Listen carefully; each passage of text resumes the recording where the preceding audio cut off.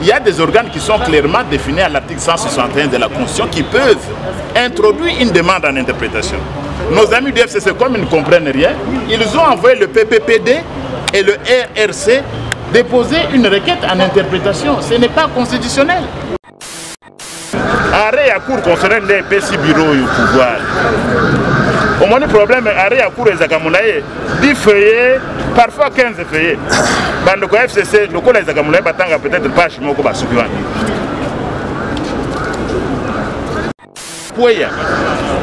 Donc, c'est la première fois depuis l'indépendance qu'il y a le Premier ministre a appuyé la motion de censure dès le Cambo et la Premier ministre.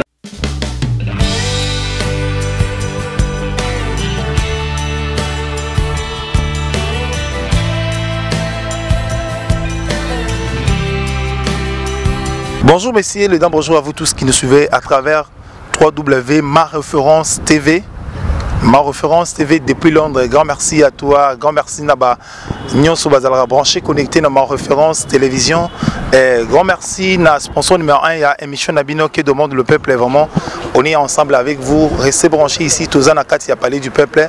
Bongo Lelo, chambre basse du Parlement au ICG pour nous traiter ba matière aux ali Bongo et oui ba bengaki ba député ba zalako quota na section extraordinaire pour na kocha bureau d'âge et kocha bureau définitif aux ali Bongo ko na par bureau d'âge matière ezali ebele mais bino botika la kaka na kati ya ma référence bomona plénière à l'élo makamuni eleki comme ça on se trouve tout juste après pour na ko sukisa na ebandeli na biso na pesi ba union so ba soutenir biso à travers médias oyo bino bolinga mingi bo s'abonner ebele ba événement ya bien ba actualité ya bien ba spectacle oyo le kana mboka na biso bo retrouver en na ma référence télévision. Je dis grand merci na maman Moseka depuis Londres, grand merci na Willy comme depuis les États-Unis d'Amérique pour na soutien au soutenir biso dans ma référence TV. Restez branchés, on se retrouve après quelques minutes. Merci.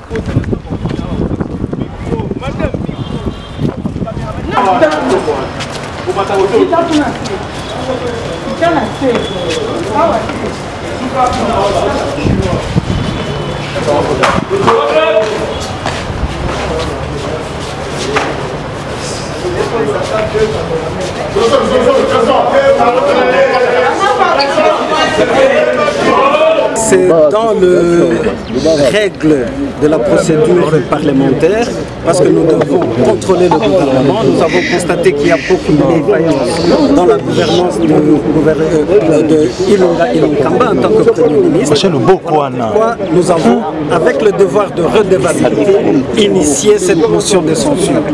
Nous avions un peu obtempéré parce qu'il y avait invitation faite à son excellence monsieur le Premier ministre Ilunga Ilunkamba de pouvoir démissionner, mais il n'a pas démissionné. Voilà pourquoi nous nous disons d'aller avec cette logique jusqu'au bout. Donc aujourd'hui nous confirmons que 301 signatures des honorables députés ont été réunies. Nous rappelons que la recevabilité est déjà de 1/4 des effectifs des députés nationaux, donc 125 signatures devraient déjà être couvertes et ça se prouve à suffisance qu'avec 301 signatures, la majorité de l'Assemblée nationale est pour cette motion. Quels sont les greffes retenus contre? Nous ne voulons pas anticiper la chose pour le moment. Nous venons de déposer tout en bonne règle. Le bureau de l'Assemblée nationale va saisir le Premier ministre et dans les 48 heures, il sera invité et c'est là que nous allons solennellement présenter la quintessence de cette motion de censure. Honorable M. Lebert Okende, vous avez déposé une motion de censure au bureau de l'Assemblée nationale. Donc, vous avez confirmé un gros peu de quoi Nini vous avez reproché la gouvernement Ilunkamba. Combien de signatures nous avons poussé pour confirmer que tout a déposé motion de censure. Pour l'élection motion de censure et l'andakande sanction oyo par représentant et peuple balingi ko infligé le gouvernement compte tenu ya auto benga dans le poteau de voir il y a redevabilité. Baimboka basi baebi que ndenge ya kokonza mboka na biso et ali malamu te yango wana biso lokola ba représentant ya peuple tolobaki toyoka mingongo ya population na biso kolela ya population na biso to koka ko adresser na premier ministre Ilunga Ilunkamba motion de censure aya s'expliquer ceux qui sont convaincus de combattre na vote il y a motion de censure pour la déchéance il y a gouvernement na signature ici est Kangami et ali 301 signatures donc et l'équipe même nombre il y a recevabilité il y a motion de censure dans l'Assemblée nationale donc c'est là dans les 48 heures bureau et assemblée nationale et qu'on transmettre yango na premier ministre bongo nasima akoya na assemblée nationale pour se défendre toyo kaye de tokosuki sa na vote ya motion de censure bana mboka FCC baboyi lelo malgré que tu as mon collègue na kati ya document ya motion de censure vous allez élire pour le bâtir officiellement vous êtes na kati ya union sacrée. Ce n'est pas ça la question à poser maintenant. Ce n'est pas à l'ordre du jour. Poser la motion. Tu as déposé motion à censure, madame. Merci, merci. Le bureau d'âge des il faut examiner le dossier de la motion de censure. Donc, kanisi que motuna no ko adresser bisoté. Bisoto sali devoir na biso ya ko déposer motion de censure, procédure nyonso. Et si ekangami na règlement intérieur na biso. Très bien. Merci. Ce que le bureau d'âge a reçu maintenant. Le problème que nous avons avec les arrêts de la Cour, c'est qu'ils sont assez longs. Ça peut faire 8 ou 10 feuillets, mais nos amis du FCC n'ont pas toujours le temps de lire un arrêt de 8 feuillets. C'est beaucoup pour eux. Et vous accusez de violer la Constitution à tout moment des règlements intérieurs. Je viens de vous dire qu'ils tiennent, eux ils vous accusent, eux c'est qui? Le problème du FCC, je vous l'ai souvent dit, c'est qu'ils ont des problèmes pour comprendre les textes juridiques. Vous comprenez? Quand ils disent vous violez la Constitution est ici, dites quel article on viole. Et puis dans ce pays, l'organe qui est compétent pour juger de la violation de la Constitution, c'est la Cour constitutionnelle. Ce n'est pas le FCC, les gens qui ont violé. Bon, ce sont les descendants de l'AMP qui ont violé la Constitution pendant 18 ans, qui vont nous donner des leçons. Donc il n'y a aucune violation qu'ils vous disent quel article a été violé. On ne se limite pas à dire que c'est elle. Voilà le problème. Donc le bureau d'âge agit en fonction d'un arrêt de la Cour constitutionnelle. Il faut aussi ajouter ceci. Vous savez, nos amis du FCC avaient saisi la même Cour constitutionnelle pour dénier la compétence du bureau d'âge. Mais là encore, c'est l'ignorance du droit. En matière d'interprétation, il y a des organes qui sont clairement définis à l'article 161 de la Constitution qui peuvent introduire une demande en interprétation. Nos amis du FCC, comme ils ne comprennent rien, ils ont envoyé le PPPD et le RRC déposer une requête en interprétation. Ce n'est pas constitutionnel. Donc leur problème, je crois, c'est que tout plus le FCC, c'est l'ignorance de la constitution des textes. Ils ont suspendu leur participation à la réunion jusqu'à ce qu'ils auront gain de cause. Bon, ils ont continuer sur cette même lancée. Mais les élus du peuple qui représentent la nation vont continuer. Ils vont continuer parce qu'ils sont sur la voie de la légalité et de la constitutionnalité. Ils vont continuer. Et il y a un arrêt qui a été rendu. Et puis vous savez quoi? Un arrêt de la Cour, les arrêts sont obligatoires et exécutoires. Je crois qu'il n'y a aucune raison. Le bureau d'âge est dans ses pouvoirs. La motion vient d'être introduite contre le gouvernement du Premier ministre. Bon, pour ma part, moi je peux vous dire que c'est l'un des gouvernements les plus défaillants et les plus incompétents que la République a connu. Pourquoi est-ce que je dis que c'est l'un des gouvernements les plus compétents et le plus défaillant que la République a connu depuis l'accession du pays à l'indépendance, le 30 juin 1960? Parce que vous le savez, aucun gouvernement n'est tombé par une motion de censure. Réalisez un peu l'histoire du pays depuis le 30 juin 1960. Aucun gouvernement n'est tombé par une motion de censure. Celui-ci risque de l'être. Bon, j'espère que la nuit porte conseil. Vous pouvez vous attendre à la démission de le professeur Sylvestre Ilunga Ilunkamba ce soir ou demain, ou dimanche au plus tard, la nuit porte conseil, parce que nous n'avons pas l'intention de le voir tomber comme une feuille morte pour incompétence caractérisée et notoire. Sur la loi sur la libre échange, on dit que... On est en train de voter. Vous votez, hein? On est en train de voter. Qui pourra permettre au chef de l'État de ratifier cet accord de libre-échange. C'est vrai, il y a eu beaucoup d'inquiétudes, beaucoup de craintes au regard de l'économie congolaise qui est très faible. Beaucoup se sont demandé qu'est-ce que le Congo a à produire dans le marché international. Et nous nous sommes dit qu'il est quand même important. Ces mêmes inquiétudes remontent d'il y a 50, 60 ans. On ne peut pas continuer à rester aussi sceptique. Il nous revient à nous de nous prendre en charge. Nous avons voté, c'est vrai, cette loi, mais nous avons émis beaucoup de préalables, nous avons formulé beaucoup de préalables, je dirais, notamment des mesures incitatives. Il faudrait que le gouvernement soit à même de soutenir, de subventionner l'activité économique congolaise locale dans le domaine de l'agriculture, dans le domaine de l'industrie. Il faudrait que le gouvernement puisse encadrer avant, n'est-ce pas, d'accéder à cela. Il faut aussi noter que cette zone de libre-échange ne va pas commencer demain.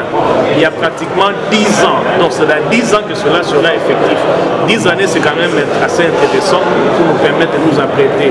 Nous avons également insisté sur l'interconnectivité des provinces, qui est d'abord une intégration dans le pays entre les provinces avant d'aller au-delà. Donc voilà un peu grosso modo ce qui a été l'objet. Mais il faut aussi noter que dans quelques jours, le chef de l'État, Félix Antoine Tshisekedi, sera le président de l'Union africaine. C'est l'honneur pour le Congo, c'est une occasion pour lui aussi de gérer l'Afrique. Donc c'est le Congo qui est en avant-plan sur le plan diplomatique. Et c'est une occasion qu'on ne peut pas louper parce que les priorités de l'Union africaine, c'est notamment aussi la paix, c'est la sécurité, c'est le développement à côté de l'intégration. Le port de cette projet-là par rapport à votre province? Moi, chez moi, à Tchikapa, c'est la même réalité avec plusieurs provinces qui partagent les frontières avec les pays limitrophes. Vous allez ici au Congo central, à la frontière de Loufou. Vous venez à Tchikapa, à la frontière de Kamako.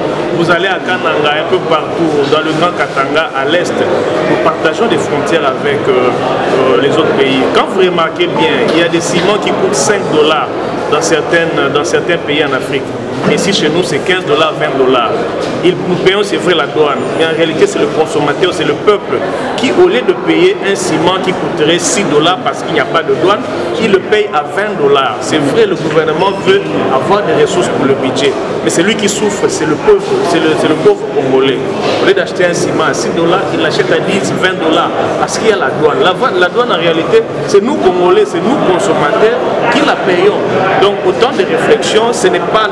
Je suis membre de la commission, mais la commission a aussi requis l'expertise de plusieurs experts, notamment la FEC aussi. On a consulté les ministres, tout ça. Donc c'est une décision qui est assez responsable. Nous avons pratiquement 10 ans pour mettre les bases, pour permettre aux Congolais, dès que la zone est effective, d'être aussi compétitif. Et quels sont les écueils qui constituent justement une barrière à cette zone de libre-échange? D'abord, c'est un problème de compétitivité. Vous savez, ici chez nous, difficilement avec la technologie, la technologie qui n'est pas très appropriée, nous produisons moins dans plusieurs domaines, ce qui n'est pas le cas dans d'autres pays limitrophes qui arrivent à produire quand même les produits de qualité, les produits finis. C'est pourquoi nous avons insisté sur les mesures incitatives. Il faudrait que le gouvernement soit en mesure d'encadrer ceux qui produisent, ceux qui doivent commercer dans le domaine agricole, dans le domaine de la petite industrie. Il faut des subventions, il faut les encadrer pour qu'une fois les barrières levées, qu'on soit compétitif comme tous les autres. C'est ça en fait, c'est sur ça. Ah,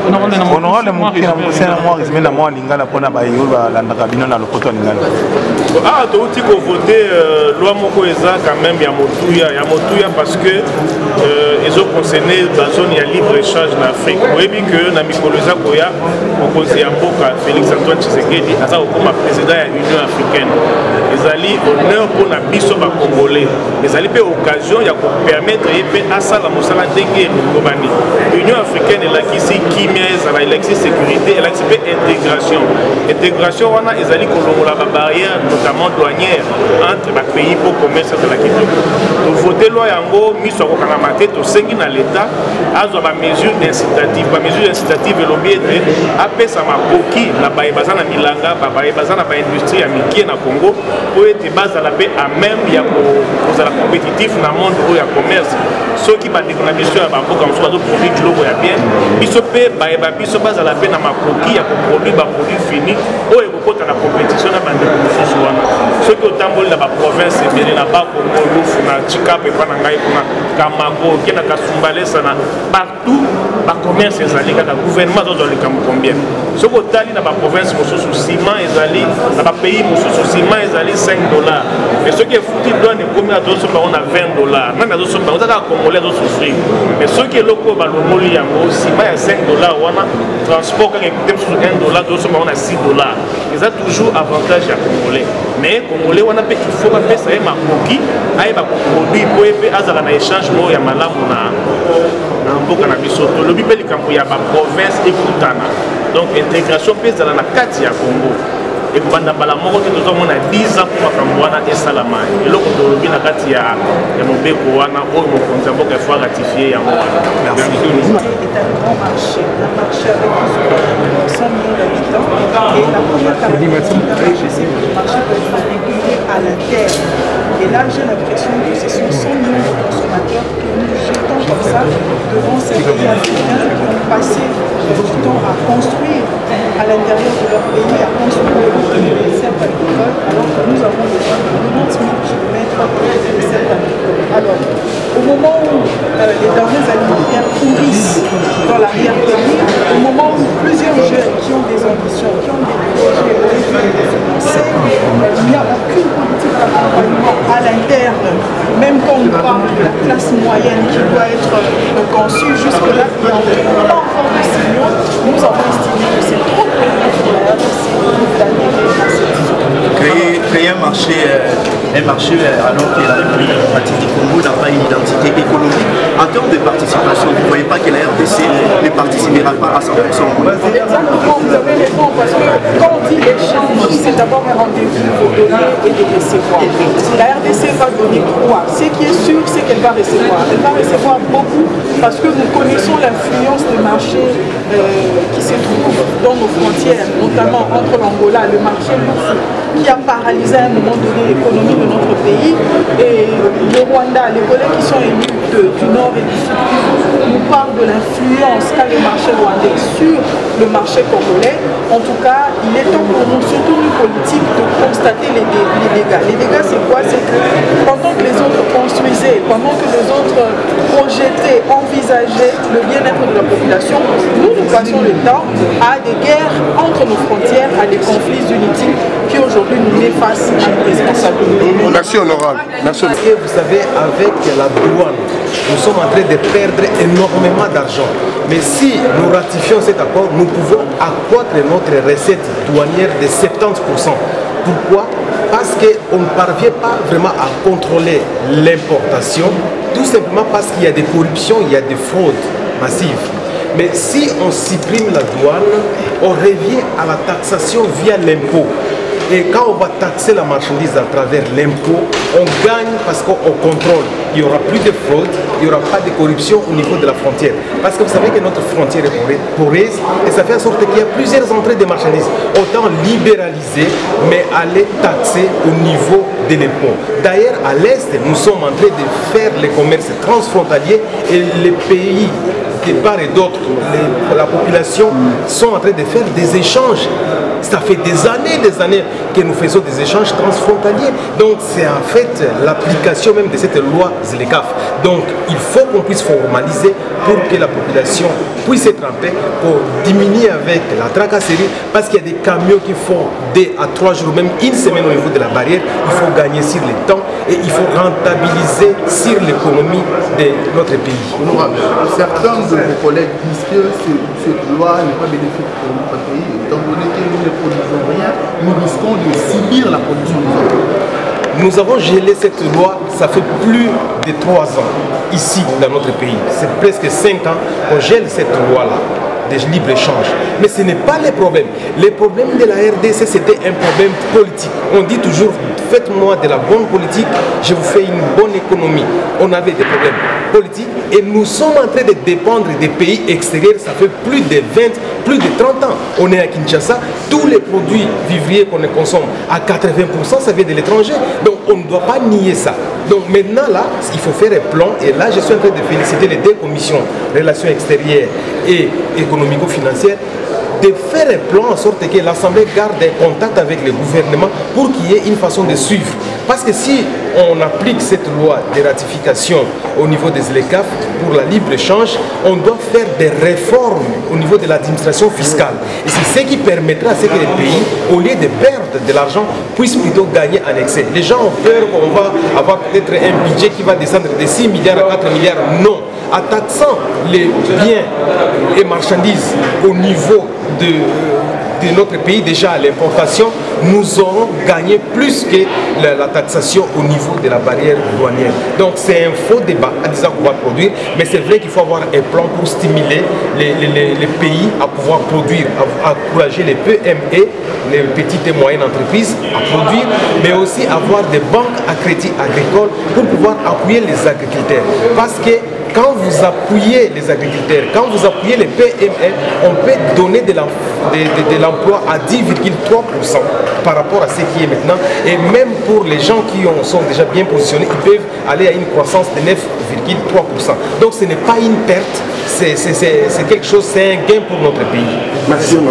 Logiquement, on sait que l'étape qui suit, c'est soit la démission volontaire du Premier ministre, s'il veut être à tout le moins élégant, hein, parce que le droit constitutionnel et le droit parlementaire sont des droits des personnes civilisées.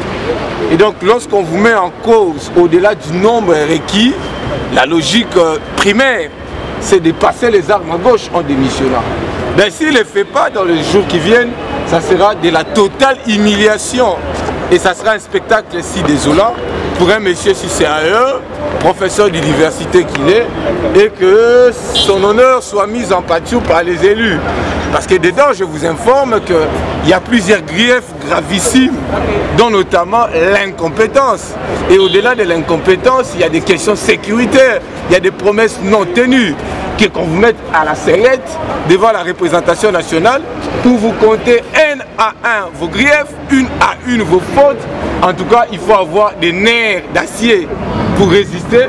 Alors il faut être, j'allais dire, assez jeune aussi et avoir plus d'énergie pour répondre à la représentation nationale. Parce que, qu'on le veuille ou pas, on est voué à sa propre perte, à sa propre disparition politique.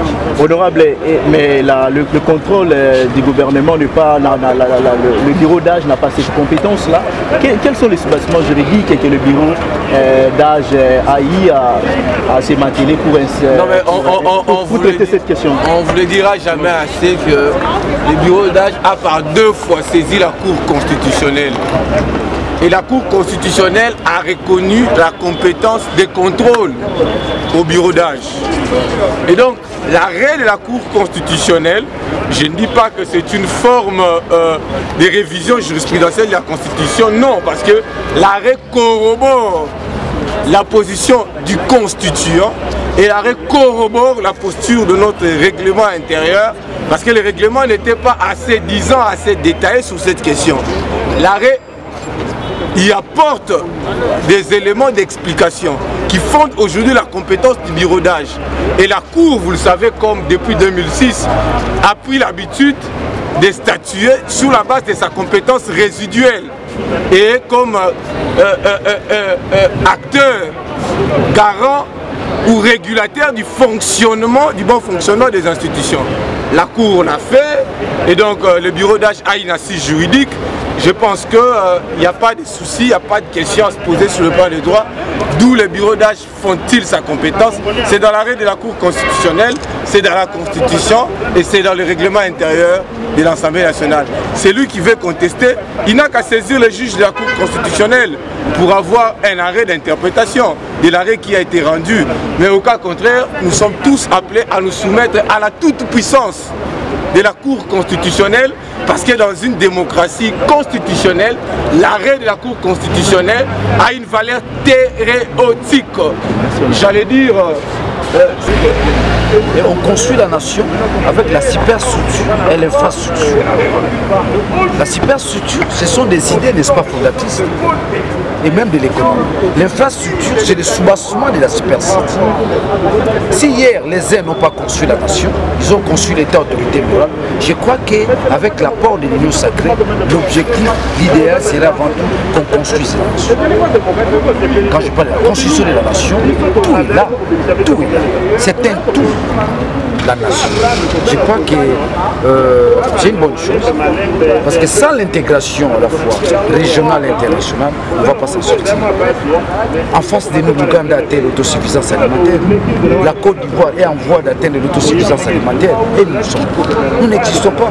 Je crois qu'avec cette loi, nous devons, nous allons vers l'existence, n'est-ce pas, du Grand Congo. Le Congo, c'est une puissance. C'est une puissance de par sa vocation.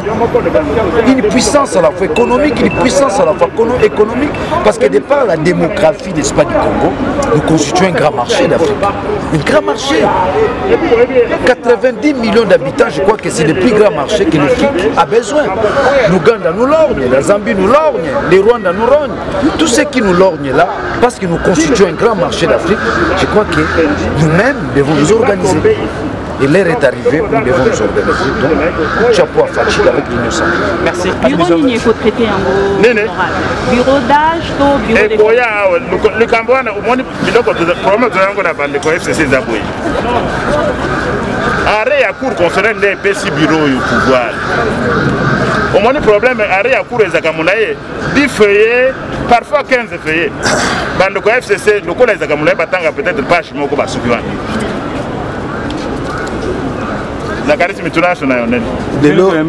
donc le Cambodge premier ministre, c'est la première fois depuis l'indépendance, premier ministre à Kouya. Donc il y a des Cambodge historiques. C'est la première fois depuis l'indépendance, il y a beaucoup de premier ministre à Kouya la motion de censure, dès le Cambodge et la premier ministre.